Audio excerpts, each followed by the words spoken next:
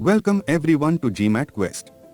Today we are here to learn about a common mistake that test takers often make, the distinction between fewer and less. Let's get started. Fewer is used with countable nouns, while less is used with uncountable nouns. Let's begin with the fundamentals. To differentiate countable and uncountable nouns, countable nouns are things we can count like apples, people, or books. Uncountable nouns are things we can't count and can't be broken down into individual parts such as water, time, or air. Let's take an example. Please pause the video, guess the answer of the two questions and press play once you are ready. Okay, if you have chosen fewer for grapes and less for water. You are correct.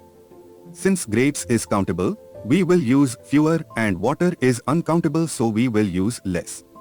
To avoid falling into traps, always remember these key points. First, ask question to yourself that noun is countable or uncountable. If you see numerical values, then it will always be countable and we will use fewer. If you have understood the concept, please try to solve this challenge and share your answers. Thank you for joining us today. Best of luck on your GMAT journey. See you in the next lesson.